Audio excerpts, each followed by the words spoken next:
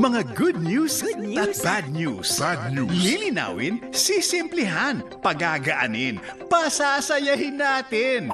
ATM. ATM. Anong take mo tuwing hapon? Kasama sina Maan Macapagal at Sandro Ochoa. ATM. ATM. Anong take mo? Dito lamang sa solid na DZMM Radio Patrol sa Istrenta at DZMM Teleradyo.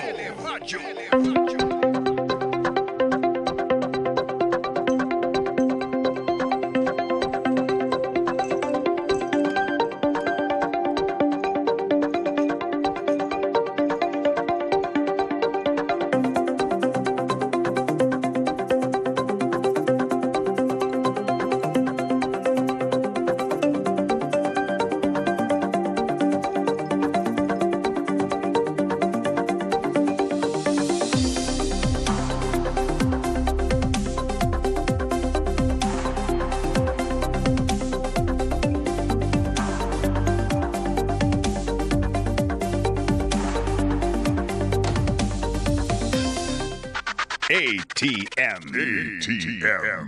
Anong take mo sa DZMM? Ay, magandang hapon po. Na-miss nyo to. Ako po si Sandro Ochoa. Good afternoon, Maan Macapagal. Hello, hello. O, diba? We're back. Yes. So, tuwing Thursday, Friday. Ewan ko. Ay, nako. But at least we're here dahil walang impeachment trial ngayong araw. Pahinga. Pahinga. Happy Lahat. weekend. Happy weekend, no? Oo. At least ngayon, kasi nga yung mga nakalipas na araw, Kasi parang umaabot kaka-stress ng- din kahit nanonood ka. Tsaka umaabot ng alas 8 ng gabi, di ba? Alas 8, alas 9 ng gabi. At least ngayon, magkakasama tayo ngayong hapon. Mga ka-ATM, tutok ba kayo o bumitaw din kayo? Oo, di ba? CR lang ang pahinga. Ganun din ba kayo? Oo nga, ano? Tayo nga, maski CR, di tayo makapag-CR Oo. Dahil nakatutok talaga tayo. Ito, meron tayong question of the day. Pero bago natin basahin yan, para saan ba kasi itong question of the day? Dahil bilang pagdiriwang nga ng unang anibersaryo ng tambalang Maan Macapagal at Sandro Ochoa, sa anong take mo, may espesyal po kaming handog para sa inyo katuwang ang Philippine Charity Sweepstakes Office o PCSO. Sige, partner, yan. Simula ngayong araw, Webes, July 16, pipili na kami ng isang maswerteng listener na makatatanggap ng charity timba mula sa PCSO. Magpapatuloy ang pagpili ng winners tuwing Webes at Biyernes kada linggo, ha? Don't forget, Thursday, Friday, weekly. Ilang weeks ba to? So pagbalik natin, meron Bukas pa. Kasi Oo, meron. mag-impeachment kayo ng Monday, Tuesday, Wednesday. Pero pagbalik namin ng Thursday, Friday, may charity ba kayo, di ba? Yes. Paano nga ba sumali, Maan? Oo, ipadala lamang inyong sagot sa aming question of the day sa DZMM Teleradio Viber 0919-278-3000. 3,000 to ha, hindi 300. Ulit, 0919-278-3000. Huwag kalimutang ilagay ang inyong buong pangalan, kompletong address at contact number. Ang mapipili po ay kukontakin ng ATM team. Di ba may ATM team pala tayo? At matatanggap ang premyo o yung itong charity ba tuwing Biyernes. Anong kulang dito sa kung sa Saan? ordinary inuhulog sa Tambiolo, signature. Ay, oo. Dahil hindi naman pwedeng mag-sign. Tsaka hindi Ito lang ang pwedeng- kulang, di ba? Tama? Di pwedeng maglagay ng kalakip na sachet ng Oo. shampoo tsaka ng Oo, tansan. Tama, di ba? Dati ganun. Dati ganun, Tapos no? iikot sa Tambiolo. Meron pa bang ganun ngayon? Electronic raffle na no? Oo, ganyan nakikita ko sa nung ginugel ko. Oo. Hindi mo alam ang Tambiolo? Alika rito. Paalala po, isang beses lang po maaaring makatanggap ng charity ba ang bawat mapipili. Ayan. Kaya makinig, makisali at baka ikaw na ang susunod na maswerteng mapipili ng Anong Take Mo? Charity ba? Ano ba laman? Ano ba laman nga ng charity ba? Pinakita namin one May time noodles. Oo, canned goods. Di ba? May Canned mga goods. Canned goods. Oo, syempre, pang ano yan, pang pantawid. Oh, ayan pala, may champurado, may lugaw. Syempre ito yung mga ano na... Ready to eat na to, no? Oo, yung mga lalagyan na lang ng tubig na mainit. Oo, bigas, Oo. canned goods. At saka ang timba ay pwede pang gamitin. Di ba? Pang igib. Di ba? Oo, kung... Tapos gusto mo ilagay yung bigas dun. Oo nga, pwede. Pero Oo. syempre, pang ano niyan, Alkansya. gamitin niyan. Alkansya. Ang laki. Kung ikaw yan, kaya mong punuin yun. O hindi, wala akong gano'ng karaming barya. Barya, kasi buo yan. Kasi buo yung pera niya. O, di ba? Pero gamitin nyo itong charity bag kasi ito yung para sa kapag kunwari, biglang binaha, Oo. nagka-brown out, kung ano-anong delubyo mangyari, may magagamit po kayo. Paglilikas, pwede mo ilagay mga Paglilikas. valuables doon. Kasi may takip yan eh. Di ba? May takip siya na May kulay takip blue. yan. Oo. Di roskas kaya. Ay, Di ba? Oo. Oo. Hindi, basta, kumbaga, yung mga gamit nyo na pwedeng, kumbaga, lilikas kayo, ganyan. Pwede nyo ilagay doon, dokumento, yung mga mahalaga. Yung damit din para hindi mabasa Oo. kapag binaha kayo, Or di ba? pagkain, di ba?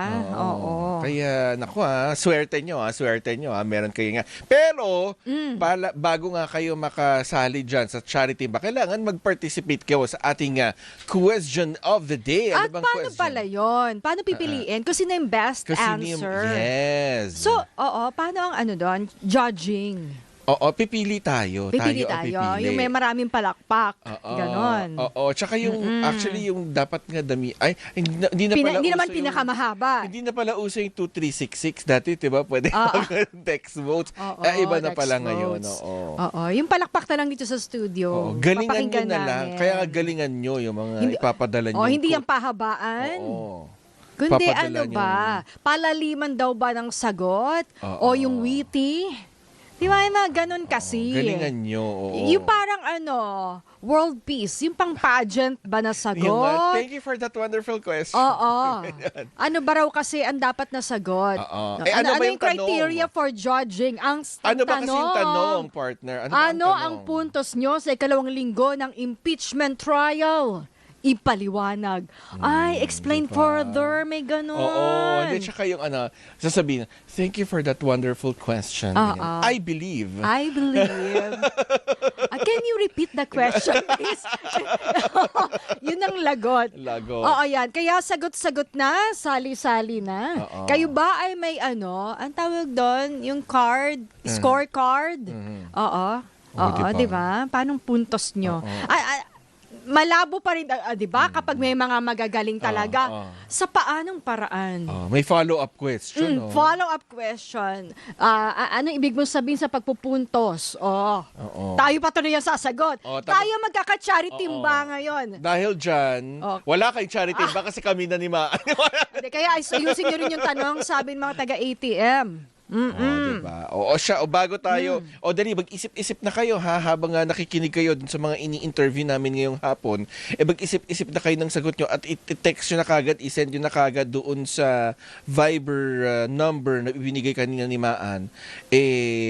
Doon na, mag-isip na kayo ng isasubmit nyo para sure na kayo ang makakatanggap ng charity ba. Alright, ulitin natin, 0919-278-3000, DZMM, Teleradio Viber.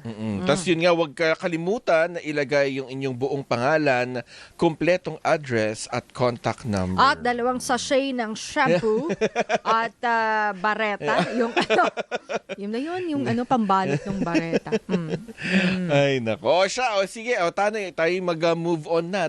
Puntahan na natin itong bagong makakapanayam natin ngayong hapon. Makakasama po natin via Zoom ang dating dean ng law school ng pamantasan ng lungsod ng Maynila at dati rin pong defense lawyer noong Corona impeachment trial. Makasama rin via Zoom si Attorney Jose Roy III. Magandang hapon po, Attorney Roy. Good afternoon. Hi, Sandro. Hi, Maan. Magandang hapon, mga kababayan. Kayo ba ay may scorecard din? Anong tawag mo doon? Tantos? May Hindi, may sinabi ka noon eh. may, yung ganon, yung 1-1-1-1, tapos crossed ng 5. Anong tawag? May ganun ka ba? Attorney Roy? Ginagawa nyo namang parang volleyball o basketball itong impeachment Oo. eh. O kung gusto mong makalaya, di ba, binibilang mo yung araw. Or parang boxing. Sa unang round, sinong nanalo? Correct. Definitely in the first round, ang winners ang dalawang parties at ang losers ang proseso. Ay, bakit, Attorney Roy? Parang iba yung points mo, Well, hindi naman. I think na yung dalawang yung dalawang panig, no? Ginawa nila kung anong makagawa nila dun sa limitasyon ng article. Itong article na to kasi yung mga facts dyan, matagal na nating alam. Ano ba yung punto dun? Yung mga binigkas dun sa video at yung ganong klaseng pag-aasta o pagkikilos, akma ba yun sa isang taong may hawak na pagkataas-taas na katungkulan? Yun lang naman yun. So, yung paglabas ng video at nung ito inamin, ayun na yun. Kompleto na ang storya para sa prosecution. Ngayon, maraming naging reaksyon dun sa pinakita ng depensa na object at parang humaba at naging masyadong technical. Pero kung iisipin nyo, wala namang kasing option yung depensa kung di gawin yun.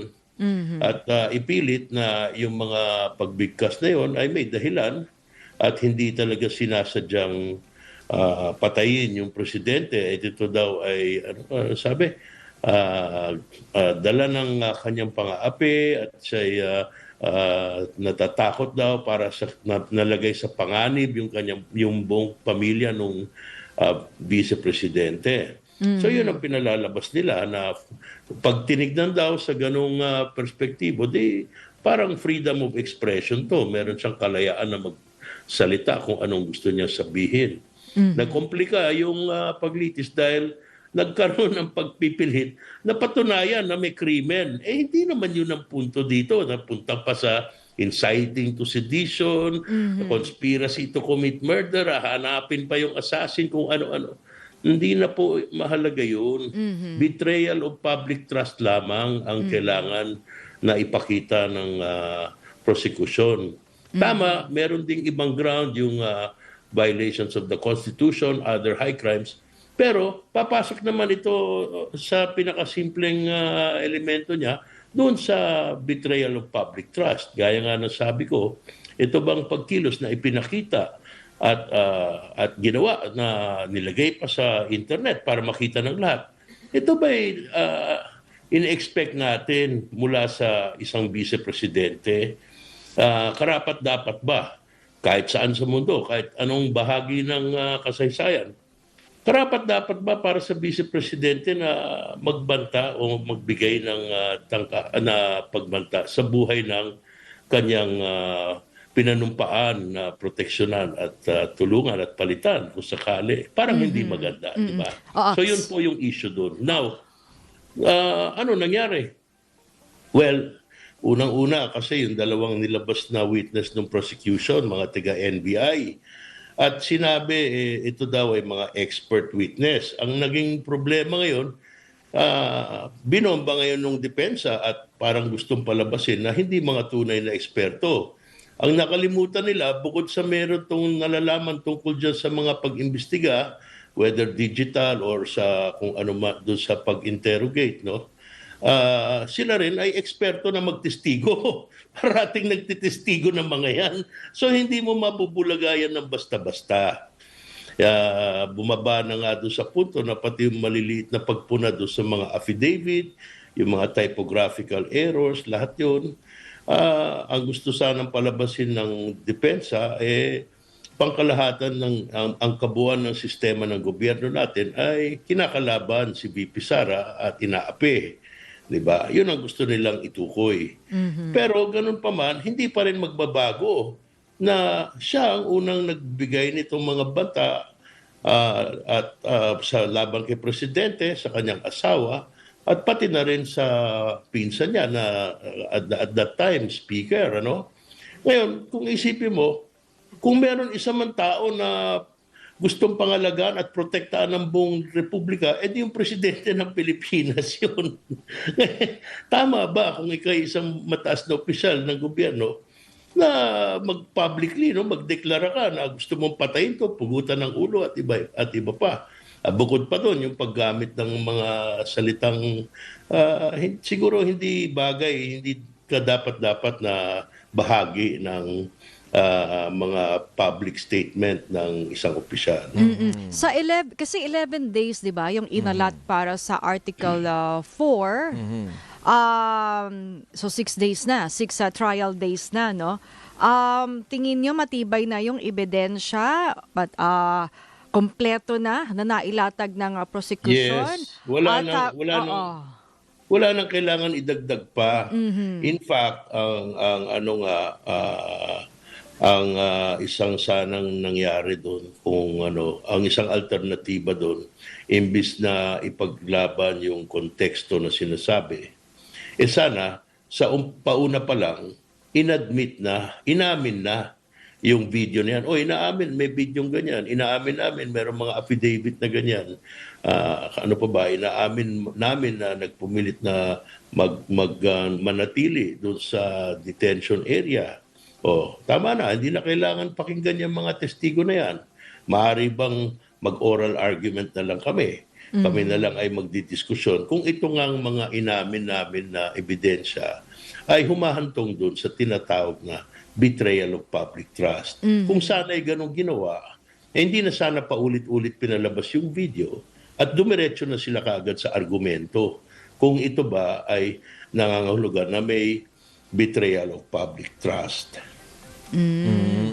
Yung pagtayo po nung dalawang senator judges para ireklamo. Parang alam niyo na kagad, Attorney Raya, kung tumbok Bumabad talaga. Kaya sinasabi ko, mababa yung marka nung proseso. Hindi ko naman sinasabing bagsak, pero sana merong mga bahagi na pwedeng ma-improve. No? Halimbawa, ang pinili kasi nilang sistema, uubusin muna lahat ng ebidensya ng prosecution. Kukumpletuhin lahat ng ebidensya na gustong ilabas tungkol sa lahat ng articles. Di ba? Ilang witnesses yun? 90? 90 plus? So, doon pa lang. Ilang araw yun, yung sa prosecution pa lang. 92. Pagkatapos ng prosecution, 60 plus. yung defense naman ang sasagot. 30 plus days din. Oo, di ba? Mahaba rin. So, pero ito isipin nyo, by the time na umikot yon, pag panahon na nung depensa, maalala pa ba nung mga tao kung ano yung unang prinisinta nung prosecution? Di ba madi-disconnect, di ba? Kung sana pumayag sila na article by article, kunyari, anong article muna? Ano ba ito ngayon? Article 4 ba ito? Oo, 4. Kung sana sinabi, sige, Article 4, prosecution, ikaw muna. Pagkatapos mo, defense, ikaw naman. Ebidensya sa Article 4. Pagkatapos diyan, tapos na, next article. Di sana nakumpleto yung buong mas madali para sa mga kababayan natin na sundan yung istorya nung yung nangyayari, paglalatag ng ebidensya. Yun nga, Attorney Roy, ang tanong ko. Kami kasi sa korte, sanay kami sa ganun. Isang buong taon yan, yung prosecution lang magpapakita ng ebidensya niya. Di ba? Tapos, pagkatapos doon, yung depensa naman. Pero kami kasi, inaaral namin parati yung kaso. Kaya, siyempre, tuloy-tuloy yung storya sa pag-iisip namin. Di ba? Mahaba lang yung panahon. Pero sa ganitong sitwasyon, kasi nga, kakaiba nga ito, sinasabi nga, hindi naman to ordinaryong paglilitis, bakit naman ganun ang ginagawa? Well, yun na nga sana, kung yun ang napagkasunduan na, kasi yata yung unang proposal, article by article, pagkatas ng isang article, magbobotohan. Pero yun na nga, Attorney Roy, yun na nga ang tanong, Attorney Roy, kasi kahapon, may dalawang magkapatid na senator judge ang tumayo. At parang binigyang diin yung naging pahayag ni NBI Director na bagamat binalikan ko yung interview bagamat wala namang pinapangalanan na personalidad na iimbestigahan doon sa Southeast Asian Yung Games. Caldero ba yan? Oo, noong 2019. Bakit parang medyo biglang merong dalawang senador na magkapatid na tumayo at nakakumain yun ng mahaba-habang oras. At ngayon, may bagong pahayag si Senator Judge Alan Peter Cayetano na sabi niya, sige, imbestigahan nyo tong 2019 Southeast Asian Games, iimbestigahan naman namin itong flood control. So, unang punto, parang tama ba na buksan mo itong ganitong issue na hindi naman kayo yung topic sa isang impeachment trial na hindi naman ito yung ordinaryong plenaryo ng Senado at ngayon biglang mayroong pag ganitong pahayag. Hindi po ba parang nalilihis o parang nalilito itong dalawang senador sa kanilang dapat na trabaho? Mabuti nga, hindi tayo napunta sa usapang Biblia eh. Pero, Or Pokemon. paano to, Sandro? Anong gusto mong gawin? Sino naman sa inyo sino naman sa mga tao doon mag-move to cite in contempt o out of order doon sa senator judge? Hindi naman maari. Hindi naman gagawin ni presiding officer, you're out of order or you're held in contempt. Hindi maari di ba? Kaya yung plano nila na mag-caucus, siguro doon na lang nila pag-usapan yan. Huwag niyong gagawin yan. Pag ginawa niyo ganyan na pag-uusapan natin yung mga bagay na hindi talaga related dun sa trial proper, mag-entertain ako ng motion na ideklara kayong out of order. Pwede nilang pagkasunduan yun. Pero yan talaga ang characteristic niya. Yan talaga yung nangyayari diyan sa impeachment litigation. Hindi mo mapigilan yung senator judge. Siyempre, kung ikaw yung abogado, ayaw mo namang kalabanin. Siyempre, gusto mong makumbinsi doon sa kaso mo, pwede bang kalabanin, di ba? At kung sakaling gagawin mo, pag-isipan mo mabuti kung kakayanin mo talaga. Nung naman, 6th day, itong kahapon. Kahapon. Oo, yung day 6 ng trial, naging mainit naman yung oral arguments. Diba? Yung kay House Prosecutor Chel Jokno at sa kay defense naman, Counsel si Michael Powa. Doon sa pagsisilip doon sa bank records and tax records ni VP Sara pati nung kanyang asawa. Kasi nga inihirit na buksan. So, anong tingin nyo dito, Attorney Roy? Maganda yung di ba, kung meron kang pasensya at talagang papakinggan mo. Maganda manood ng oral argument kasi diyan labasan talaga ng rason, ng pag-iisip, hindi ba? Nilalahad yung teorya ng kaso at yung kaalaman tungkol sa batas at sa mga desisyon ng Korte Suprema at iba pa. So ang pinaglalabaran diyan o ang batayan diyan ay yung abilidad nung nagsasalita na makumbinsi yung korte na sapat yung mga binibigay niyang dahilan kung bakit ito'y dapat gawin o hindi dapat gawin, kung alin man yung kanilang punto. Kaya nakikita natin sa karamihan ng oras na pinapakita yung trial, parating lamang ang abogado na may karanasan sa pagturo, yung mga dating propesor. Makikita mo yung ginagamit ng prosecution. Mga professor yan. Yan si Ligutan, nagtuturo yan. Yan si Chel Jokno, professor yan. Malaking diferensya yun. Kasi makikita mo doon pa lang sa presentasyon na swabe, dahan-dahan. Diba? Hindi ko sinasabing hindi magaling si Attorney Powa. Maayos naman yung kanyang pinakita, no? Pero makikita mo, kahit i-review nyo, makikita mo kung gaano kapino yung pag may karanasan dyan sa paglelektura o sa pagtuturo.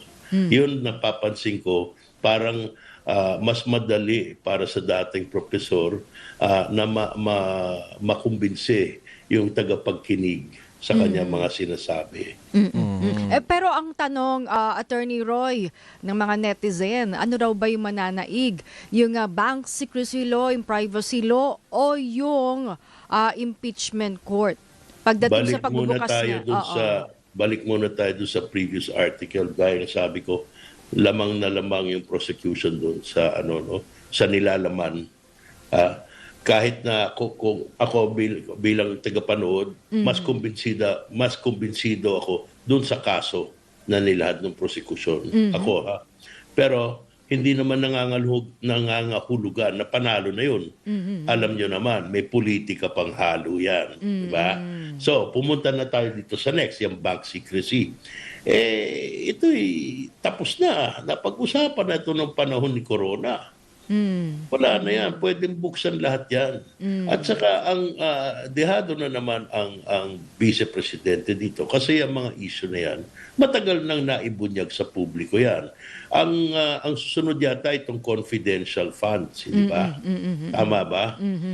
Pero ito, at saka yung ill-gotten wealth, parehong ano yan, tinatawag natin document-driven. Kasi yung ebidensya niyan, panay dokumento. Hindi kagaya nitong isa, na panay yung video ang pinagtatalunan, di ba? O actually, hindi na sila nagtalo dahil inamin naman eh. Pero ito, panay dokumento. Halimbawa, doon sa confidential funds, ilan libo kayang dokumento yun? Ayun na nga, Isipin mo, oo. magkano ba yun? 125, tapos basta 600 plus million yata lahat-lahat, di ba? Hindi ako nagkakamali. Ilang dokumento yun? Ngayon, ito bang dalawang panig na to, hindi ba nila aayusin to? Baka magkaloko-loko to kung isa-isahin nila yun. Oo.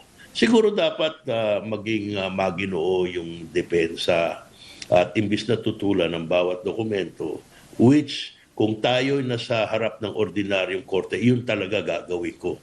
Isa-isa, kahit mabulok tayo dito, uubusin at haharangin ko lahat yan, isa-isa.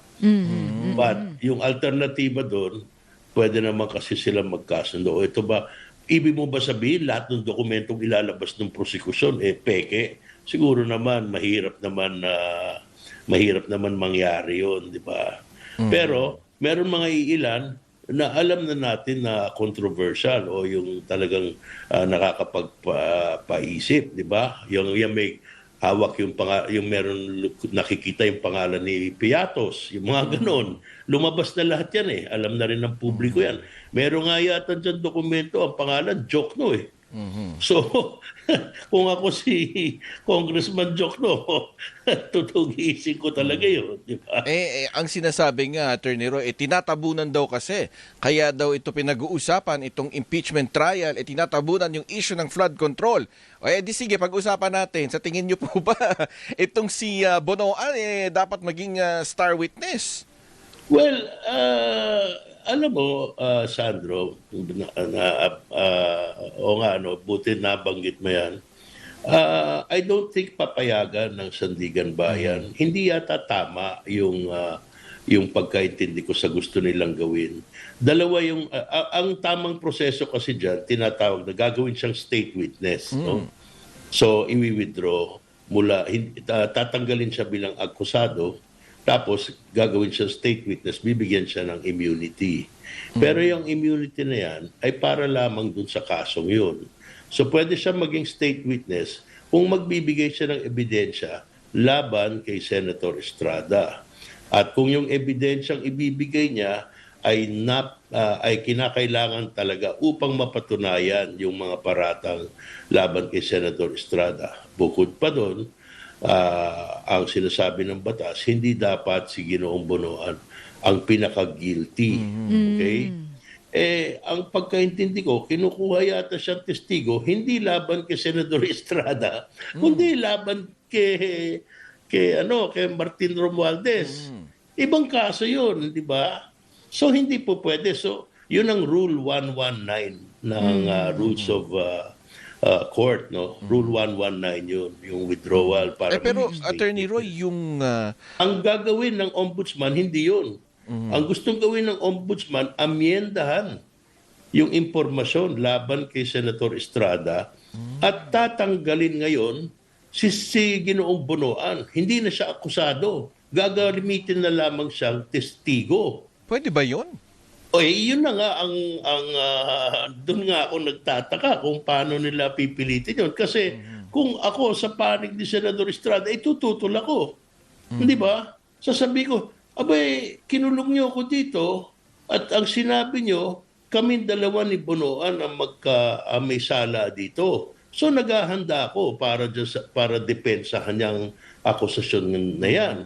Ngayon, babaguhin yan, nakakulong pa rin ako dito doon sa unang informasyon. Papalitan yung informasyon, sasabihin nyo ngayon, ako lang ang gumawa. at kalaban ko na ngayon si Bonoan, nung kaming dalawang akusado, bali lumalabas, magkakampi kami. Hindi ba? Nakita mo ba yun na silang dalawa magdedepensa, wala kami pareho dyan. Pero At saka, ngayon, kung papalitan mo at gagamitin mo testigo si Bonoan, at si Estrada lang ang akusahan mo, iba na yung sitwasyon. So, magkakaproblema dun sa At saka pwedeng impormasyon. madismiss ang kaso kapag ganyan, di ba, Attorney Roy? Correct. Kung ako, yun talaga, labanan dun. And At Attorney hindi ako Roy, papayag. Attorney Roy, may mga procurement records tayo, COA report, pwedeng mga district engineers ang tumistigo. Bakit yung pinaka-head ng ahensya? Siya yung parang architect, nag-design nung Nako. flood control na yan nung panahong yun. At bukod pa, Nako, Attorney, at bukod pa, Attorney Roy, yung gagamitin pa yung 8 maleta boys. Bakit yun? Attorney Roy, hindi kaya may kulang talaga. Walang Nako, walang man. ebidensya. Yung, Kumbaga alam yung mo, gap na yan, evidentiary gap, kailangan punan. You are preaching to the choir, ika nga. Magkakampi tayo dyan, ha? Align tayo dyan. Paano mo tatanggalin ito? Ito flood control, simple lang eh. Yung kontrata, yung mga flood control, kontrata yan sa gobyerno di ba? Nagkakaroon lang ng katiwalian pag lumalabas ang pera. Kahit ghost yan, kahit ano. Pag in-award mo yung kontrata, hindi ginawa yung trabaho o mali yung ginawa or whatever, pag hindi binayaran yan, walang problema. Di ba? Magkakaproblema lang yan pag lumabas ang pera. Ngayon, sino nag-a-award ng kontrata? Sino nagde-design ng proyekto? Sino nag-a-aproba ng trabaho? Sino nagbibigay ng aproba ng utos na magbayad? Sino pumipirma ng tseke? At sino nagbibigay ng kabayaran doon sa kontratista? Hindi pa DPWH lahat. Bakit sa dinamit itong mga pinagmamalaking kaso nila Vince Dizon at nila Ombudsman, panay DPWH ang binibigyan ng immunity? Anong klase yun? Sila na nga nagpalakad ng pagpalabas ng mga salapi na sinasabing ninakaw, tapos sila pang poprotektahan. At ang itinuturo pa na mastermind, yung nasa Kongreso, si dating Speaker Martin Romualdez, nalabas doon sa kanilang tanggapan, opisina. Ay, sos, paano nila gagawin yun? Kitang-kita natin, para mo makuha yung pera doon, pipikein mo lahat ng dokumento Asan yung dokumento? Sino gumagawa lahat? Panay DPWH yun Paano gagawin ng kongresista? Ibig mo ba sabihin, tatawagan ka lang ng kongreso o ng kongresista, sabihin, gawin mo to, gawin mo yun, tapos na, ganun lang ba yun? May problema tayo doon sa ehekutibo kung ganun ang gawain ng mga taong yun. Bakit sila ang bibigyan mo ng immunity? Di ba? Ngayon, nabanggit mo yung mga maleta na yan. Ano ba yan? Check baggage ba yan o hand carry? Hindi ko na malaman kung bakit napapag-usapan pa natin yan. Kung natatandaan nyo, nung una pa lang dumating yan, ako'y nagtataka. Ang parating, tangan-tangan parati yan ng dalawang politiko. Sila parati ang kaugnay nito pag lumilitaw ito nung araw. Si Mike Defensor at si Senador Marcoleta. Hindi ba? Diyan unang lumabas yan, yung kay sinungalan nun. Gutesa. Ngayon, hindi na malaman kung nasaan. Nandyan lang daw. Pero parang ayaw na yata magtestigo ng tao. Hindi, tsaka Attorney Roy, dagdag pa dyan, yung merong land bank withdrawals yung mga ibang kontraktor, di ba? Lumabas din yun sa mismong Senado. Itong sinasabi ng Maleta Boys, saan nang galing? Saang withdrawals? So walang inilalabas na land bank withdrawals. Alam mo, isa pa yun sinabi nga ni Lacson yung lang sa dami ng pera na sinasabi nila baligod, at yung mga doon sa mga numero na binibigay nila 56 billion, imposible daw yun sa dami nun kinikwenta niya yung laki, yung dami ng pera, yung dami ng sinasabi. Imposible daw yun. Kaya, tapos maraming nagsabi doon sa kanila na hindi man nila nakita yung nilalaman ng mga maleta. Ang pinaka nakakapagduda sa lahat, paiba-iba yung sinasabi. Una, dito daw kay Ginoong Romualdez, mamaya pati yung pare, mamaya pati si Laila de Lima, tapos si Tito Soto, at meron pa si Congressman Sandro, si Presidente daw. Ang daming kalokohan. Pero parang sana naman magising na tayo. Kasi pati yung si Baligod yata sinampahan na ng kaso o di kaya nakakulong na. Now, ay natatanda ko very clearly nung mga panaunang lumabas yan, nagkaroon ng intelligence report na ito ay destabilization plot. Nung una, di ko nung pinapansin, pero nung napag-isip-isipan ko na, sabi ko nga, no? Kasi lahat ng tinutukoy nila, mga kaalyado o mga taong kilalang kasama ng administrasyon. So bakit parang ganun, di ba? Ang sinasabing halaga dito, 56 billion. Samantalang, meron naman lumabas na documented, kung di ako nagkakamali, documented na report na meron daw isang distrito dun sa South na 51 billion. Isang distrito lang yun. Ewan ko kung bakit hindi naiimbestigahan yung mga yan. Pero para bigyan ng kahalagahan itong sinasabing mga maleta boys, siguro napakahirap dahil yung gaya nga ng sabi ko yung mga handler nila parang nakulong na. Wala na si Mike Defensor So hindi nalalabas. Hindi nalalabas at Attorney Roy. Ewan ko kung hindi nalalabas. Pero tingnan natin, di ba? Hanggang ngayon, hindi pa yata nagiging pino yung mga affidavit nila. Ilang beses niyan na inimbestigahan ng NBI. Walang kakwenta-kwenta daw. Inimbestiga yung ombudsman mismo. Ilang beses na sinabing hindi ka panipaniwala at walang alaga. Bakit hanggang ngayon pinapatulan pa yan? Ano ba talagang gustong puntahan yan? Kasi, alam mo, Sandro, simple lang to Kung talagang totoo yung mga sinasabi niyan at matibay, sana matagal ng di ba? At hindi lang nito lang pinirmahan yung affidavit. Matagal nang nakumpirma di ba? At hindi lang nito lang pinirmahan yung affidavit. Kasi nito lang napirmahan yung affidavit. Isa pa yun. Pabago-bago na, paiba-iba pa. Hanggang ngayon, ayaw pumirma ng ano bang hinihintay nun masuhulan ng gusto? Sige po, Attorney Roy. Sige po, Attorney Roy, baka ma-high blood na kayo sa, hindi naman. sa mga pinag-uusapan natin. Maraming salamat po, Attorney Roy. Maraming salamat din. Magandang hapon sa inyo. Good afternoon, mga kababayan. Thank you. Yan po si Attorney Jose Roy III, ang dati pong Dean ng Law School ng Pamantasan ng Lungsod ng Maynila at dati pong defense lawyer noong Corona impeachment trial. Partner, anong oras na? Ang oras, 9 na minuto makalipas ang 5:05 ng hapon.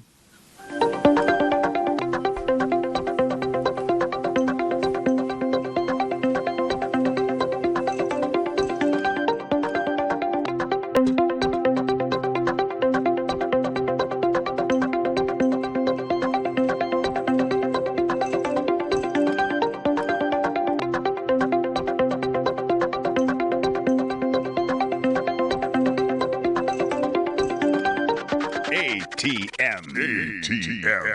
Anong take mo sa DZMM? Ay, nagbabalik po ang ATM. Anong take mo? Teka lang, paalalahanan lang natin, Maan, itong mga nakikinig sa atin at nanonood. Napakisama po yung buong pangalan, kompletong address at contact number doon po sa pagsagot nyo sa question of the day kasi yan po yung pagpipilian namin ng mananalo ng charity timba. At ano ba yung tanong natin ulit, Maan? Ano ba yung question of the day? Ano ang puntos nyo sa ikalawang linggo ng impeachment trial? Pero paano ba yun? 90%, yan. Or excellent? Or Nako, one, baka pagalitan tayo. 1 to 5? 1 to 5 ba yan? Dapat malinaw yung ano natin. 3 o 4, incomplete, ganyan. Or itlog, ganon. Bokya. Marami daw eh. Paano ba yun? Oh, Hindi, ayan. dapat nilagay natin sa 1 to 10. 1 to 10. Range ng 1 to 10. Ganun, di ba? Pwedeng I don't know. 10 out of 10, 9 out of 10, ganyan. 2 thumbs up. Ganun. Oo. Yung parang pelikula Oo lang. nga. Popcorn ayaw nyo ba? Di ba kayo kumakain ng popcorn habang nanonood ng impeachment trial? Oo. Kasi parang Netflix eh. Correct. May series eh. Tsaka may Episode 6, episodes 1 eh. to 6. Oo. Di ba ganun yun sa teleserye? Parang hihintayin mo talaga. Oo. So may pahinga. Oo. Pareho ng teleserye, di ba? Pag sa Oo. Netflix. Bag- Minsan ang tagal. Magbe-binge I-drop watch ka ng Monday to Wednesday. Oo. Tapos pahinga ka ng Thursday, Friday. Yeah, oo. Kasi nakalagay doon sa Friday, coming Friday. Di ba ganon? Oo. Ano oras sa partner? Ang oras, 14 na minuto, makalipas ang 5:00 ng hapon.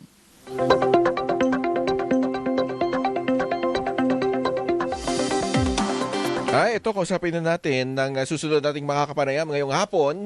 Makasama po natin via Zoom si Dean Ederson Tapia, ang presidente po ng Philippine Society for Public Administration at professor po ng Public Administration sa University of Makati. Magandang hapon po. Salamat siyang, Dean. Salamat siyang Sandro and Maan. Good afternoon at salamat muli sa pag-imbita. Marunong magbaha sa Indonesia kasi itong si Dean Ederson. Kaya pwedeng pag-practice ng bahasa. Para kayong para kayong sa impeachment trial. Yung bigla kayo Nagwawaray. pinapayagan lang natin. Wikang Filipino. Wikang Filipino at Ingles. Di ba? Ano bang take And nyo, naging Dean? bahasa. Bahasa. Ano ibig sabihin nun? Good afternoon. Salamat sayang. Oo nga, no. Diba? Pero hindi naman sayang yung afternoon natin. Dahil makakasama natin si Dean Ederson. Yun nga, Dean, ano pong tingin nyo dito sa Inyong assessment sa 6 days na ng impeachment trial sa Article 4. 11 days ang inalat dyan. Tingin nyo matibay na, kompleto na ebidensya, uwian na? Ano muna, Maan, para mga broad strokes muna. Sa tingin ko, tama yung naging desisyon ng prosecution na hindi na ituloy pa yung pagtitestigo ni Attorney Zulaika Lopez at saka ni Captain Bello. Kasi I think sa mga articles of impeachment, merong dahilan kung bakit inunan nila itong Article 4 na ito. No? Kasi this, I think, by far, ito yung pinakamadaling patunayan eh. Kasi kahit na hindi pa nagsisimula yung impeachment, nakita naman natin ng marami sa atin yun. I for myself, napanood ko yung press conference ni Vice President Sara na yun. So, parang it belabors the topic too much. Ang tanong dyan is, ano bang kailangang patunayan? Wala naman tayong narinig na denial na hindi niya talaga sinabi yung mga narinig natin. What we have seen so far would be different kinds of excuses na sinasabing Keisha may context, he was saying it as a mother, as a friend, yung mga ganon. And then, meron pang nagsasabi na ito ay bugso ng damdamin. But there was no denial at all that it ever existed. Kaya nga, sa akin masyadong kwento kumbaga, swak na sa banga kung ang intensyon ng prosecution ay patunayan yung mga binanggit na pananalita ni Vice President Sara.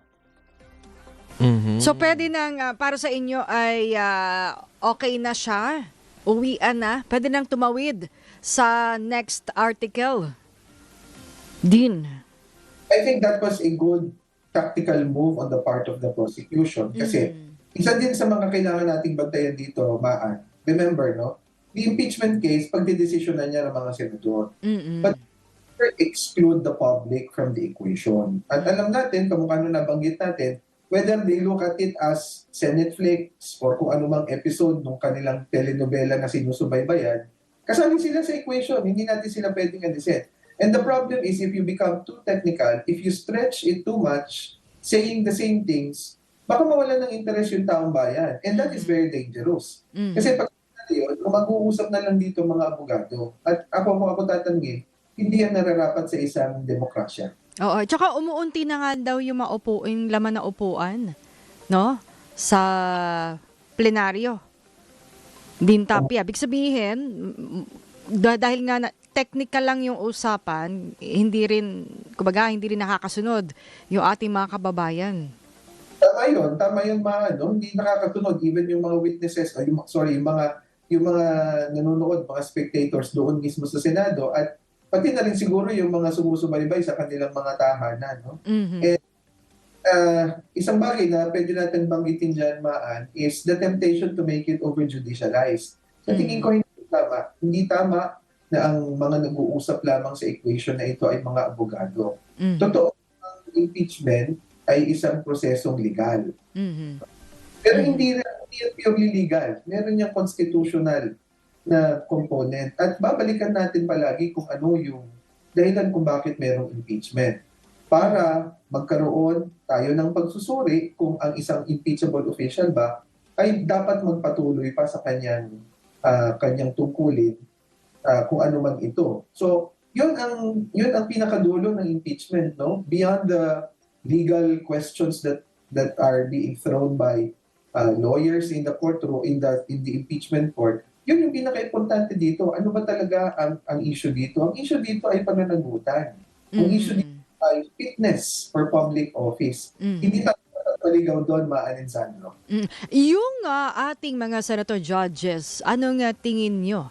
Kasi base din sa kanilang mga sinasabi, no? O nakikitaan nyo ba ng pagkiling? May nagtanong sa akin dapat daw impartial. What impartial are you talking about? Kita-kita na natin, it doesn't take a rocket scientist para makita na natin yung killing at least nung ilang mga senador, no? Pagka tumindig, alam mo na kaagad. Just examples. Inaasahan natin na yung magiging trabaho ng mga abogado para sa respondent ay to impeach the witness. No? Ibig sabihin, poke holes or questionin yung credibilidad ng mga testigo ng prosecution. Naintindihan natin yun kasi yun ang talagang trabaho nila. Pero kung ang gagawa nun ay ang mga mga senator judges, mapapaisip ka, ano pa talaga dapat dito? Dapat sila ay nakikinig, dapat sila ay nagsusuri. They shouldn't be making the job of the defense panel easier. Kasi medyo halatang halata kung ako tatanungin, Yung pag-agaw ng eksena kahapon din, merong dalawang senator judge na parang binuweltahan pa nga si NBI Director Melvin Matibag, bakit daw sila iniimbestigahan? At ang pinapalabas pa, parang iniisa-isa daw sila. Ano pong take nyo doon? Well, nabanggit ko na yan, Sandro, no? Yung mga iniimbestigahan, hindi naman yan sinisimulang imbestigahan lang ngayon. Dati nang may mga pending investigation or dati nang may mga kaso, yung ilang mga senador na sa ngayon ay nasa minorya. So huwag magtaka kung bakit iimbestigahan ka dahil dati ka naman nang iniimbestigahan. Ngayon, yung function ni Director Matibag, huwag nating alisin sa kanyang tuparin kung ano yung kanyang tungkulin. Dahil kung hindi naman niya gagawin yun, ang aakusa naman sa kanya ay natutulog siya sa pansitan. No? So, let's just continue with our role play. Siya ay director ng NBI, trabaho niyang mag-imbestiga kung ano mang krimen ang mga maaari niyang imbestigahan. Trabaho naman ng mga senator judges na magiging impartial dito sa Senate. Sa Senate impeachment na tinitignan natin. So, role playing lang tayo. Huwag nating masamain at hindi ko yan tinitignan bilang isang attempt na i-intimidate yung mga senator judges, no? At saka, tulo naman nito, Sandro, kung wala ka namang ginawang kamalian, kung wala ka namang pinasukang mga alanganin na bagay, anong pangangambahan mo, di ba? Kahit na sandaang investigasyon pa yung gawin yan, kung wala namang makikitang paglabag para sa iyo, hindi ka dapat mag-overreact. Yun nga, sabi tinatabunan daw yung flood control investigation nito. Yun yung huling mensahe ni Senator Judge Alan Peter Cayetano na sige, imbestigahan niyo yung Southeast Asian Games. Iimbestigahan naman namin ng flood control Hindi ako naniniwala kasi, Sandro, dun sa either or proposition na dahil iimbisigahan nyo to and so therefore hindi nyo na kinakalimutan nyo na yung flood control. Parang maling pag-iisip yun dahil yung flood control na yan ay hindi naman talaga natin dapat kalimutan, no? At dapat talagang merong managot doon sa corruption na wide scale na yan. Pero kahit na hindi tayo nag-uusap, ibig ba sabihin nito wala nang nangyayari? Alam natin na merong mga kasong dinirinig na ngayon tungkol sa flood control project. Ang unang biktima nga niyan ay isang dating senador na tumakbo sa ticket ng administrasyon. No? At nasundan pa, nagkataon naman ng mga kaalyado ng mga nasa minorya. So, gumugulong yung wheels of justice, ika nga. Hindi natin pwedeng sabihin walang nangyayari. Maring hindi siya nagiging headline, pero gano'n naman ang legal process Matagal, subalit kung minsan ay matahimik. Pero hindi natin pwedeng i-conclude na walang nangyayaring investigasyon sa flood control project. Siguro, abangan talaga natin kung ano pa nga mga susunod na mangyayari dyan sa impeachment trial ni Vice President Sara Duterte. Maraming salamat po, Dean. Thank you. Bye-bye! Yan po si Dean Ederson Tapia, ang presidente po ng Philippine Society for Public Administration at mula rin po sa University of Makati. Ito, subukan natin magbahasa. Ang oras sa Karangjam, pukul 5:25. Ang oras, 5:25 ng hapon.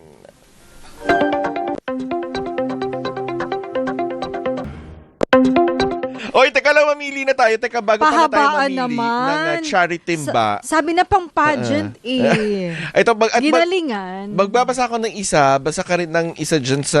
Ang haba Basta Ano pas ba? pili tayo na lang para mas mabilis kasi malapit na matapos yung programa. Magbabasa ako ng isa, tapos magbasa ka rin ng isa. Ako na muna. Sige, go. Mula kay Archie David, syempre hindi ko sasabihin ng iyong address. Para sa akin, maayos naman ang pag-handle ni Senator Cheese Escudero ng trial.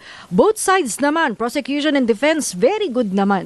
Kaya lang, wag naman masyadong technical, maaring maging boring sa mga manonood. Yan, mula yan kay Archie David ng Caloocan City. Ito naman mula kay Roderick Timbol ng Valenzuela City. Para sa akin, yung point ng impeachment trial, hindi naman kung sino yung mas magaling magdebate o sino yung mas convincing pakinggan. Ang pinaka-importante doon, may accountability ba? May ginawa bang mali? May sapat bang ebidensya para patunayan yun? Baka yung dami mong tanong, kami ba sasagot? Eto, mula kay Mary M.B. ng Cavite, my point for the second week trial goes to prosecution. Defense only questioned technicalities, but it doesn't change the fact that the threat was done in national TV. And the demeanor of the sibling Senator judges who are supposed to judge is irrelevant on the impeachment topic. Just prolonging the session. Nagpadala rin ng kanyang sagot si Maria Teresa Lopez. Pero masyadong mahaba. So next time na lang natin mabasahin. Pero sa tingin mo, partner, sinong pipiliin natin kasi hindi mo ngayon? binasa yung kay Maria Teresa Lopez. Ikaw. Ikaw Gusto na. ikaw Okay ka na. Hindi, kaya mo na yan. Ang haba In my humble opinion, the prosecution was able to successfully control the second week of the impeachment case.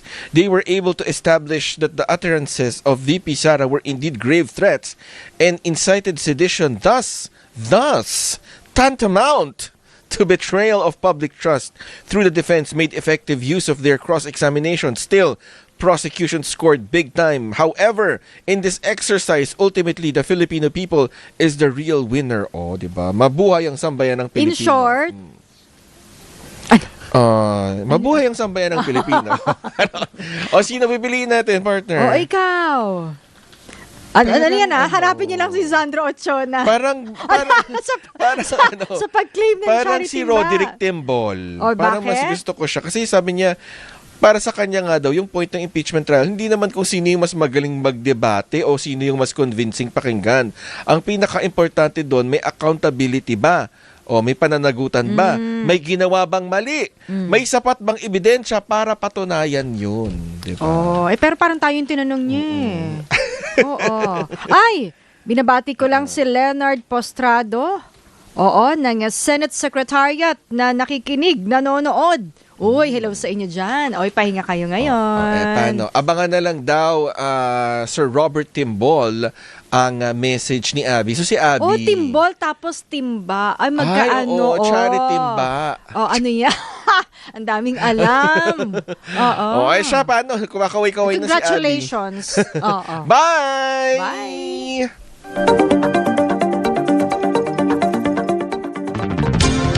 Anong take mo? Sa DZMM Radyo Patrol 630 at DZMM Teleradio.